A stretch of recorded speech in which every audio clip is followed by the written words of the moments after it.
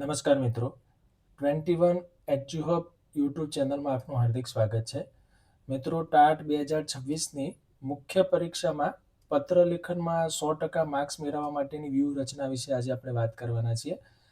મિત્રો, TAT S હોય કે ટાટ એચએસ હોય, બંનેની મુખ્ય પરીક્ષાની અંદર પેપર 1 જે છે ગુજરાતી વર્ણનાત્મક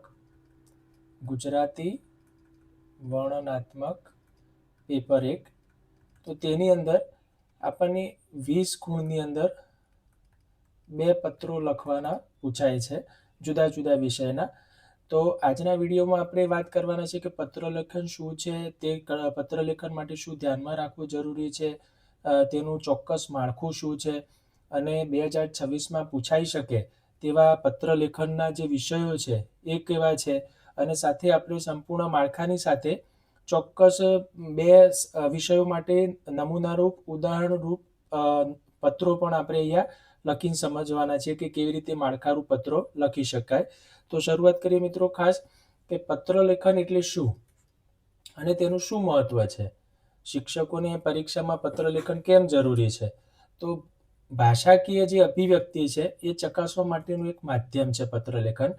શિક્ષકોએ શાળા કક્ષાએ શૈક્ષણિક બાબતોના અંતર્ગત ઘણી જગ્યાએ પત્રલેખનની જરૂર પડતી હોય છે.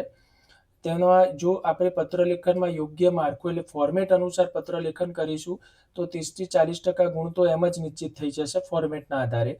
અને બાકી જે આપણે વિષય અનુરૂપ જે શબ્દો અને જે સમસ્યા કે જે સ્વરૂપમાં પત્રલેખન કરવાનું છે તે વિષય અનુરૂપ પત્રલેખન કરીશું તો બાકીના માર્ક્સ મળશે. એમ આપણે 100% ગુણ આમાં મેળવી શકીશું. સમય મર્યાદામાં માગેલા શબ્દો એટલે કે આશરે 100 થી લઈ અને 150 શબ્દોમાં પત્રલેખન કરવાનું હોય છે. તો તેમાં સચોટ અભિવ્યક્તિ, શબ્દભંડોળ અને વ્યાકરણની શુદ્ધિની બાબતો પણ ખૂબ જ નિર્ણાયક પરિબળ ભજવતી હોય છે. હવે પત્ર લખવાનું જે સાર્વત્રિક માળખાની આપણે વાત કરીએ તો આ માળખું જે છે મિત્રો કે 6 સ્ટેપની અંદર હોય છે. 6 સ્ટેપ યાદ રાખવાના છે. તો પત્રલેખનની શરૂઆતમાં સૌથી ઉપર તમે આ રીતે જોશો તો જમણી બાજુ કોર્નરમાં પ્રેષકનું સરનામું, પ્રેષક એટલે કે પત્ર લખનારનું સરનામું અને તારીખ, એમાં જરૂરિયાત મુજબ અલ્પવિરામ અને પૂર્ણવિરામ ફરજિયાત તેમાં હોવા જોઈએ. ત્યારબાદ જે જગ્યાએ આ સરનામું અને તારીખ લખવાની પૂર્ણ થાય છે તેના પછીની સામેથી નીચેની લીટીથી પ્રાપ્તકર્તાનું સરનામું માત્ર ઔપચારિક પાત્રમાં એટલે કે પત્રોના જે પ્રકાર છે એના અનુસંધાને તો પ્રાપ્ત કરનારનું પ્રતિશી કરી અને જે સરનામું લાગુ પડતું હોય તેનો હોદ્દો જે લાગુ પડતો હોય એ પ્રમાણે. ત્યારબાદ અહીંયા આવે છે તેનો વિષય, તો ત્રીજા સ્ટેપમાં વિષય, ત્યારબાદ સંબોધન એટલે કે માનનીય પ્રિય જે લાગુ પડતું હોય તે, ત્યારબાદ વચ્ચેનો જે આ મુખ્ય ફકરો જે છે તો તેની અંદર પત્રનો મુખ્ય ભાગ કે જે 3 ફકરા અંદાજે એમાં તો હોઈ શકે, એક પ્રસ્તાવના, ત્યારબાદ જરૂરી વિગત અને છેલ્લે સમાપન. તો એ રીતે 3 ભાગની અંદર અહીંયા મુખ્ય ભાગમાં પત્રની રજૂઆત હોવી જોઈએ. અને સૌથી છેલ્લે જે છે કે સહી અથવા વિદાય જે છે જેમાં આપનો વિશ્વાસુ, લિખિતન, XYZ એ રીતે આપણે તેમાં માળખું કરવાનું છે. હવે પત્રલેખનના મુખ્ય પ્રકારોની એક વાત કરીએ આપણે તો મુખ્ય 2 પ્રકાર છે, ઔપચારિક પત્રલેખન અને અનૌપચારિક પત્ર. હવે ઔપચારિક પત્ર એ શું છે અને ક્યાં જરૂર પડે છે લખવાની? તો મોટાભાગે શાળા કક્ષાએથી આપણે જે પત્રો લખતા હોઈએ છીએ તો ઉચ્ચ કક્ષાએ અધિકારીઓશ્રીઓને પત્ર લખવામાં આવતા હોય છે, આચાર્યશ્રી કોઈ પત્ર લખીએ છીએ અથવા કોઈ સરકારી કચેરીને ઉદ્દેશીને પત્ર લખવામાં આવતા હોય છે. તો ટૂંકમાં સરકારી કામકાજમાં જે આપણે પત્ર લખતા હોઈએ છીએ મોટાભાગે ઔપચારિક પત્રલેખન કહેવાય છે. જ્યારે આપણે આપણા કોઈ મિત્રો, પરિવાર કે સગા સંબંધીઓ માટે જે પત્ર લખતા હોઈએ છીએ અનૌપચારિક એટલે કે ઇનફોર્મલ લેટર રાઇટિંગ કહેવામાં આવે છે. હવે ભાષા શૈલીનો જો વાત કરીએ તો ઔપચારિક પત્રની અંદર વહીવટી, તટસ્થ, આદરપૂર્વક અને સરકારી નીતિ નિયમો મુજબની જે ભાષા હોવી જોઈએ, જે વાક્ય રચનાઓ તે મુજબ હોવી જોઈએ. જ્યારે અનૌપચારિક પત્રમાં લાગણીસભર શબ્દો સાથે આત્મીય અને ઘરેલું જે શબ્દોનો ઉપયોગ તેમાં થતો હોય છે. ફરજિયાત અંગની જો વાત કરીએ તો ઔપચારિક પત્રમાં વિષય લખવો ફરજિયાત છે, જ્યારે અનૌપચારિકમાં વિષય લખવાની કોઈ જરૂર રહેતી નથી. શબ્દ મર્યાદા જે છે માગ્યા મુજબ અંદાજે 100 થી 150 શબ્દોની વચ્ચેમાં હોય તે જરૂરી છે. અહીંયા જે શબ્દો જે છે પ્રમાણમાં સચોટ ભાષા શૈલી મુજબ હોવા જોઈએ, જ્યારે આમાં લાગણીસભર પ્રવાહી શૈલી પણ હોઈ શકે છે. હવે આપણે ઔપચારિક પત્રની જો વાત કરીએ તો તેનો હેતુ મોટાભાગે વિનંતી પત્ર અથવા તો ફરિયાદ પત્રના રૂપે હોય છે. તેમાં સંબોધનની અંદર મોટાભાગે માન્ય સાહેબ, શ્રીમાન એ ટાઈપના સંબોધનથી આપણે પત્ર લખતા હોઈએ છીએ. તેના માળખાની અંદર આપણે વાત કરીએ તો પ્રથમ ફકરો જે છે એમાં પોતાની ઓળખ અને પત્રનો સંદર્ભ હોય છે.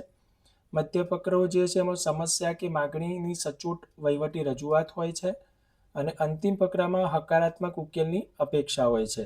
અહીંયા બિનજરૂરી કોઈ વાતો, ઘરેલું વાતો કે કોઈ કારણસર આપણે વિષય લખવાના ભૂલી જઈએ તો અહીંયા આપણા માર્ક્સ જે છે કટ થતા હોય છે. અનૌપચારિક પત્રની જો વાત કરતા હોય તો મોટાભાગે આમાં શુભેચ્છા પત્ર આવી શકે છે, અભિનંદન પત્ર આવી શકે છે, સલાહ સૂચન માટેનો પત્ર આવી શકે છે. તો આ પ્રકારના પત્રો જે છે અનૌપચારિક પત્રમાં આવે છે. તેમાં સંબોધનમાં મોટાભાગે પૂજ્યશ્રી, પ્રિયશ્રી, મિત્ર, પ્રિય મિત્ર, મારા નાના ભાઈ, મોટા ભાઈ, બહેન આવા શબ્દો આવી શકે છે. સરનામું જે છે માત્ર મોકલનારનું, પ્રેષકનું જે સરનામું હોય છે તેની અંદર, તેમાં વિષય કોઈ હોતો નથી અને ભાષા જે છે મોટાભાગે હૃદયસ્પર્શી, પ્રોત્સાહક અને આત્મીય રજૂઆત કરતા શબ્દો તેમાં હોય છે. આમાં વિષયની રેખા લખવાની કોઈ જ આવશ્યકતા નથી. સીધા જ આપણે જે તે સંબોધન અહીંયા વાત કરીએ સંબોધન જે છે ઉમેરી અને પત્ર લખવાનો હોય છે. હવે 2026માં આપણે વાત કરીએ તો ઔપચારિક પત્ર માટે કેવા પ્રકારના વિષયો પૂછાઈ શકે એમ છે. તો નવી શિક્ષણ નીતિ જે લાગુ પડી છે તો તે અંતર્ગત રાષ્ટ્રીય શિક્ષણ નીતિ NEP 2020 અંતર્ગત શાળામાં સ્માર્ટ ક્લાસ ફાળવવા DEOને આપણે વિનંતી પત્ર લખતા હોઈએ. શાળા સંકુલની આસપાસની ગંદકી દૂર કરવા નગરપાલિકાને કોઈ ફરિયાદ પત્ર આપણે લખતા હોઈએ. શાળા વિસ્તારમાં ટ્રાફિક અને વિદ્યાર્થીઓની સુરક્ષા અંગે પોલીસ અધિકારીને કોઈ પત્ર લખતા હોઈએ. વિદ્યાર્થીઓના શૈક્ષણિક પ્રવાસ માટેની મંજૂરી માગતો કોઈ પત્ર આપણે લખતા હોઈએ. સાથે અન્યમાં વાત કરીએ તો નવી શિક્ષણ નીતિ જે 2020ના અમલીકરણ અંગે જિલ્લા શિક્ષણ અધિકારીને પત્ર કોઈ લખતા હોઈએ. શાળામાં ડિજિટલ ક્લાસરૂમની સુવિધા માટે દાતાને આર્થિક સહાય માટે કોઈ વિનંતી પત્ર આપણે લખતા હોઈએ. વિદ્યાર્થીઓમાં વધતા જતા મોબાઈલના દુરુપયોગ અંગે વાલીઓને જાગૃત કરતો કોઈ પત્ર હોય અને પર્યાવરણની જાગૃતિ અભિયાનની સફળતા અંગે મિત્રને આપણે માહિતી આપતો કોઈ અનૌપચારિક પત્ર હોય. તો આ પ્રકારના જે વિષયો જે છે એ ઔપચારિક પત્ર લેખનમાં આવી શકે છે.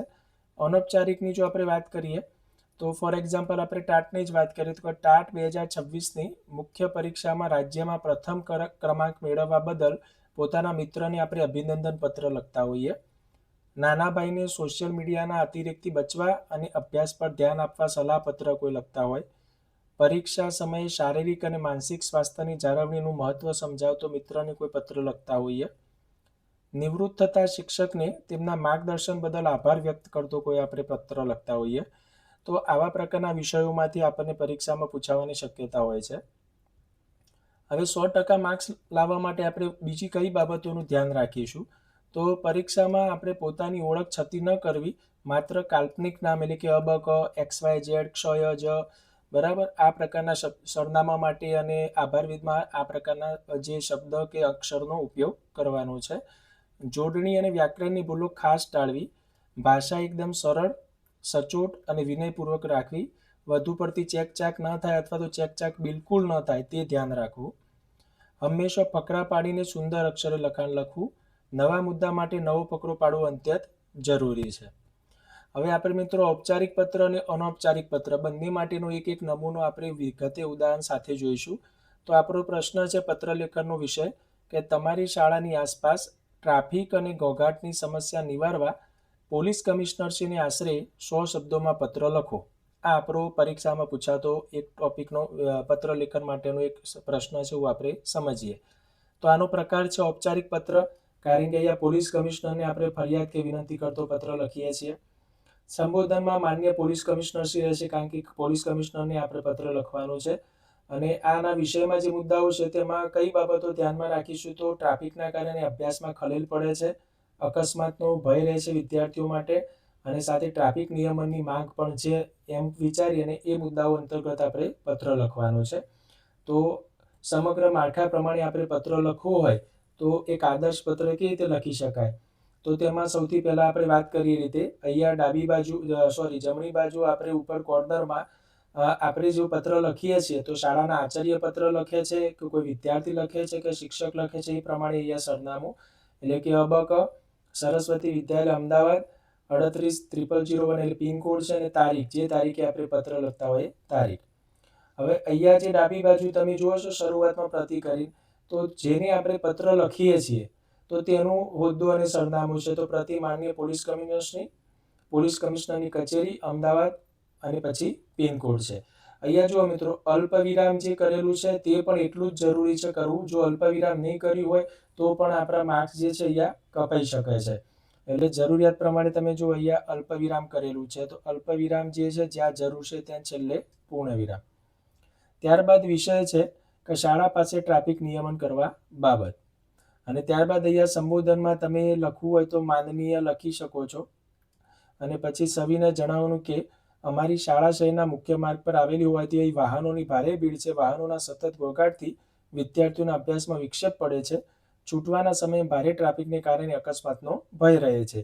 આપશ્રીને નમ્ર વિનંતી છે કે શાળાના સમયે અહીં ટ્રાફિક પોલીસની નિમણૂક કરી યોગ્ય નિયમન કરવા કૃપા કરશો. અને ત્યારબાદ આભાર સહ આપનો વિશ્વાસુ અબ ક. આ આભાર સહ તમે અહીંયા લખી શકો અથવા તો તમે અહીંયા પણ લખી શકો છો, આમ પણ લખી શકો છો. બરાબર. શબ્દોમાં જરૂરિયાત મુજબ વધઘટ આપણે કરી શકીએ છીએ. 100 શબ્દોની ઉપર નીચે થોડાક શબ્દો થાય તો વાંધો નથી, પણ એક આદર્શ ભાષાની અંદર અને જે આપણા વિષયની જરૂરિયાત છે એ મુજબની રજૂઆત થાય તે મુજબનો ઔપચારિક પત્ર હોવો જોઈએ. ત્યારબાદ આપણે અનૌપચારિક પત્રની વાત કરીએ તો તેનો એક પ્રશ્ન છે કે તમારા મિત્રને આગામી ટાટ 2026ની તૈયારી માટે માર્ગદર્શન આપતો પત્ર આશરે 100 શબ્દોમાં લખો. તો અહીંયા મિત્રને માર્ગદર્શન આપવાનું છે એટલે અનૌપચારિક પત્ર થઈ ગયો. સંબોધનમાં આપણે પ્રિય મિત્ર અથવા તો તને સપ્રેમ નમસ્કાર આવું સંબોધન કરીશું. મુદ્દાઓની અંદર વાત કરીએ તો સમયપત્રક આપણે ધ્યાનમાં રાખ્યું છે કે સમય મર્યાદામાં તૈયારી કરવાની, ભાષાકીય કૌશલ્યો ઉપર ધ્યાન રાખવું, સાથે પત્ર લેખનની પ્રેક્ટિસ કરવી, અને આત્મવિશ્વાસ કઈ રીતે વધારવો તો એના માટે શું પ્રોત્સાહન આપી શકાય. તો આ મુદ્દાઓને ધ્યાનમાં રાખીને આપણે પત્ર લેખન કરીશું. તો સૌપ્રથમ અહીંયા જમણી બાજુ ઉપરમાં સૌપ્રથમ આપણું સરનામું આવશે, એટલે કે પ્રેષક જે લખે છે તેનું સરનામું આવશે. અબક, પછી અલ્પવિરામ, ક્ષયજ સોસાયટી, અલ્પવિરામ, ગાંધીનગર, પછી તારીખ, પ્રિય મિત્ર ક.ખ.ગ. સપ્રેમ નમસ્કાર, તારો પત્ર મળ્યો, જાણીને ખૂબ આનંદ થયો કે તું ટાટ 2026ની તૈયારી કરી રહ્યો છે. આ સ્પર્ધાત્મક પરીક્ષા માટે ચોક્કસ સમયપત્રક બનાવીને નિયમિત વાંચન કરવું અત્યંત જરૂરી છે. ત્યારબાદ ફકરો પાડ્યો છે કે મુખ્ય પરીક્ષા માટે ભાષાકીય કૌશલ્ય અને પત્ર લેખનની નિયમિત પ્રેક્ટિસ કરતો રહેજે. પાછલા વર્ષોના પ્રશ્નપત્રો સમય મર્યાદામાં સોલ્વ કરવાથી તારો આત્મવિશ્વાસ વધશે. મન શાંત રાખીને મહેનત કરજે, તને ચોક્કસ સફળતા મળશે. તારા માતા પિતાને મારા પ્રણામ કહેજે. લેખિતન તારો મિત્ર અબ ક. તો આ રીતે એકદમ સિમ્પલ શબ્દોમાં પણ આપણે સારી રજૂઆત સાથે અનૌપચારિક પત્ર પણ લખી શકીએ છીએ.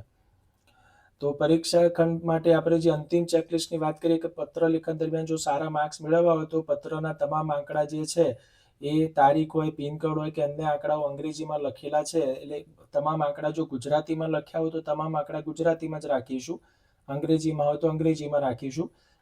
તો એ ધ્યાન રાખીશું. કુલ શબ્દ સંખ્યા જો 100 શબ્દોની આસપાસ કીધેલી છે તો તે જળવાવી જરૂરી છે. સરનામાના બ્લોકમાં અલ્પવિરામ અને પૂર્ણવિરામ સાચા સ્થાને જે હોય એ જરૂરી છે. ઔપચારિક પત્ર છે તો શું સ્પષ્ટ વિષય લખેલો છે કે નહીં તે પણ આપણે ચકાસણી કરી લેવી. અને ઉત્તરોમાં ચેકચાક ટાળવા માટે પ્રયત્ન કરવાનો છે, એટલે કે ટાળવી એટલે ટૂંકમાં ચેકચાક ન થાય તે માટે ખૂબ જ ધ્યાન રાખવાનું છે. તો આ માળખાનું તમે ધ્યાન રાખીને કામ કરશો તો 100% તમે પત્ર લેખનના આપણે 20માંથી 20 ગુણ મેળવી શકીશું. આપણને 2 પત્રો પૂછાવાના છે અને બંને પત્રો ફરજિયાત આપણે લખવાના છે. તો ટૂંકમાં માળખાનું તમે એકવાર ફરીથી સારી રીતે રિવિઝન કરી લેશો. માળખા મુજબ દિવસના રોજ 1 થી 2 પત્રો લખવાની પ્રેક્ટિસ કરશો અને જાતે જ પોતાનું મૂલ્યાંકન કરશો કે કઈ રીતે ક્યાં ભૂલ પડે છે, કઈ હજુ એમાંથી શું સુધારો કરી શકાય છે. અને સાથે આપણે જે વિષયોની વાત કરી 2026 માટે અગત્યના વિષયો, તો આવા જ વિષયો બીજા પણ તમે શોધી અને એની સતત પ્રેક્ટિસ કરતા રહેશો. પ્રેક્ટિસથી તમે આમાં સૌથી વધુ સારા માર્ક્સ મેળવી શકશો. સાથે સારા અક્ષર, મરોડદાર, જોડણીમાં ભૂલ ન પડે તેનું પણ ખાસ ધ્યાન રાખશો. તો આગળ આપણે ચર્ચાપત્રમાં આવી જ માહિતી સાથે ફરીથી મળીશું. ત્યાં સુધી ચેનલ પર નવા હોય મિત્રો ચેનલને લાઈક કરશો, સબસ્ક્રાઈબ કરશો. આપણે ફરીથી મળીશું. આભાર.